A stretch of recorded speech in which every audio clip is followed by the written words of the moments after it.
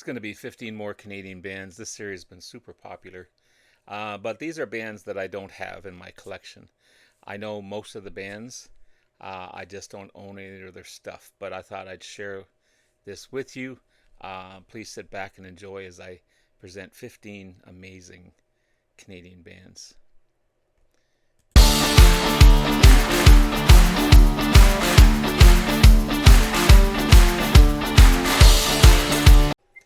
Good morning, everyone. It's Robert from On My Turntable. Hoping a great morning this morning. It is Wednesday morning. As always, a coffee kind of morning. Cheers, everyone. Hope everyone's doing well. This is going to be, I guess, part 4 of amazing Canadian bands and artists. Now, these are artists that I know of, know very well in most cases, but I don't have any of their albums. Maybe I'd had at one point, but as you know, your collection evolves and changes. So they've come out and in and out of my collection over time, but still important artists in the Canadian music scene. My last 3 Wednesdays, I guess, Canadian Wednesdays, starting at on Canada Day, and the next 3 Wednesdays after that, or 2 Wednesdays after that, has been super successful. So many views from you guys, and I truly appreciate it. I was blown away by the response, and everyone gave me suggestions of this band and that band, and although I have to change it to Canadian bands and artists you should know, because Joni Mitchell apparently is not a band, as I was pointed out. So I'm sorry about that. So let's get started for time. And I'll probably do another one after this next week, maybe, because I've got more to show you. There's a ton of Canadian bands out there, but these are 15 amazing ones, as well as the ones I showed earlier. I think I've up to 45 or 46 that I'm showing so far. These are only going to be pictures. I tried OBS Studios. I just can't figure it out. You know, when you have the screen and then you're in the little guy in the corner. I just can't get it right, and I tried and tried. I'm just dumb, I guess. I can't figure that software out. Everyone says, "Oh, it's so easy," but I can't figure it out. So I'm gonna stick back with my picture format, which I'm familiar with, and here we go. Starting off with Bryan Adams. This guy's been around for 4 decades. I've had a chance to see him a couple of times. Fantastic performer, great band. Originally from Kingston, Ontario, which is about 45 minutes east of here. That's where the Tragic Hip was from. That's Dan Aykroyd is from there as well.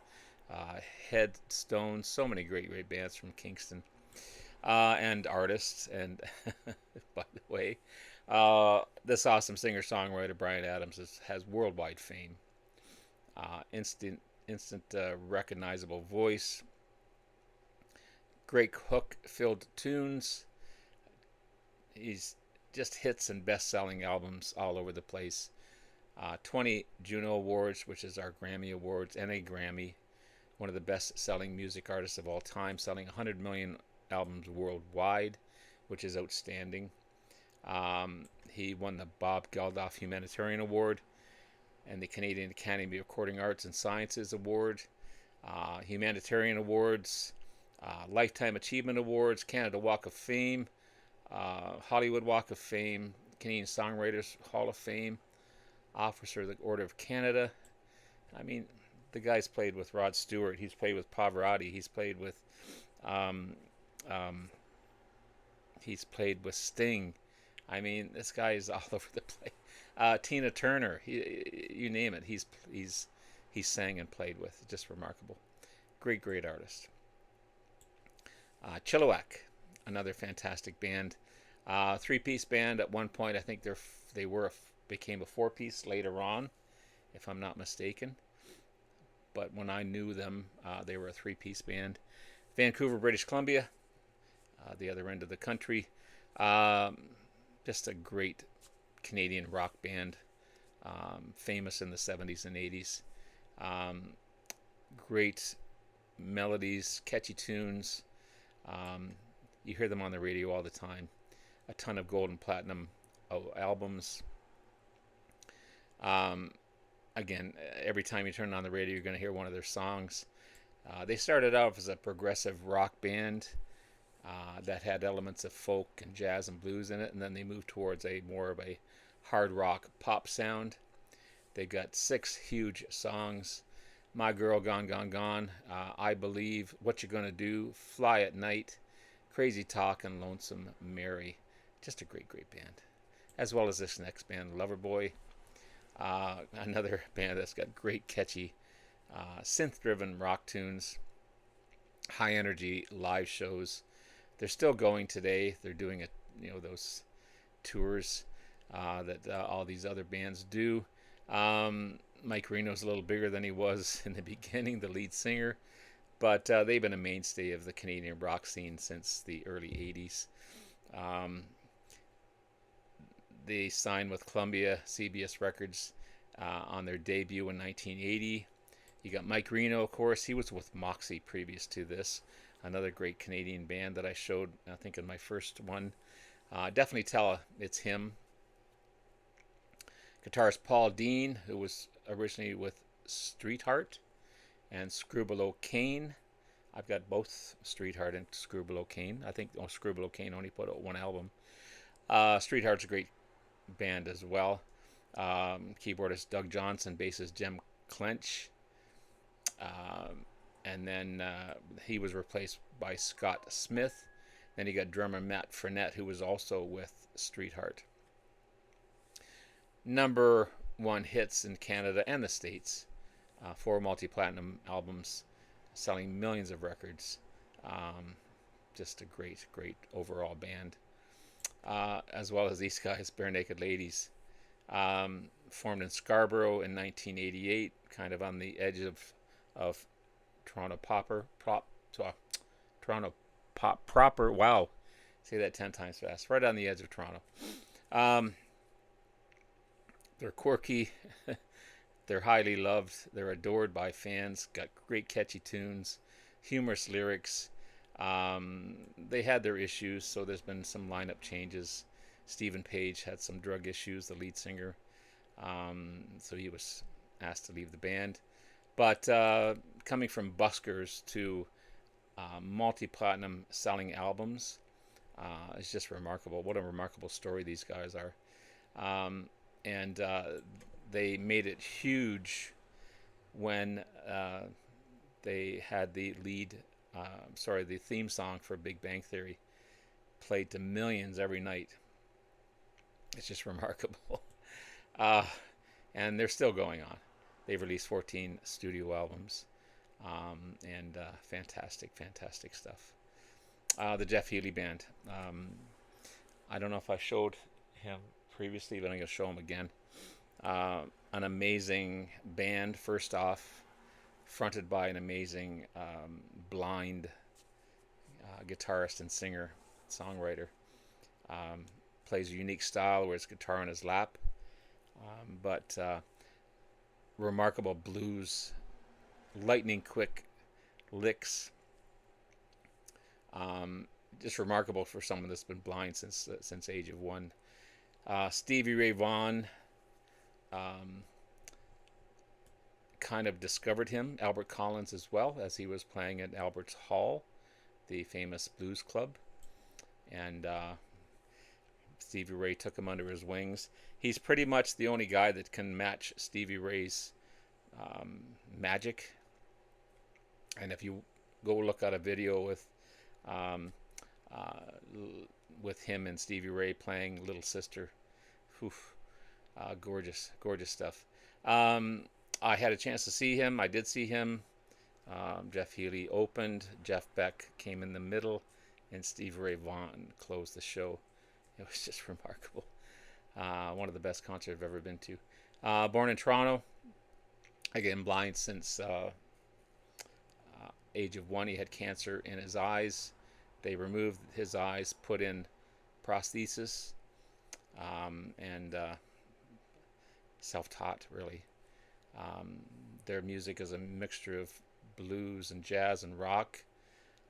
He's also a huge jazz fan. He ran a radio show on CBC Radio every Sunday. I can't remember what exactly called, but he played his own jazz collection on this show. Fantastic stuff. Blue Rodeo.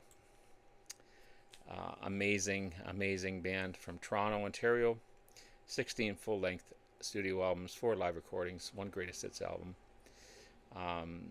Combination of pop, rock, country alternative, roots rock, folk rock, Americana.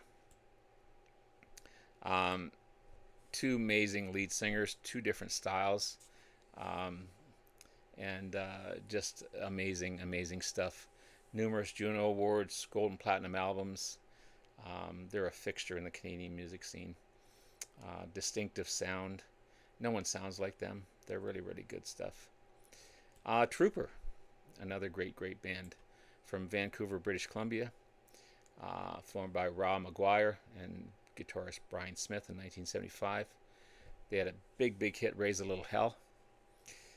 We're here for a good time, not a long time. Boys in a Bright White sports car. General Hand Grenade. Just 2 for the show. Oh Pretty Lady. Fantastic stuff. High energetic performances. Great hooks in their music. Multi gold and platinum albums. A mainstay in Canadian music scene for sure. A great artist in Alanis Morissette from Ottawa, Ontario. She came in originally as a kind of a pop singer in the when she first started her career.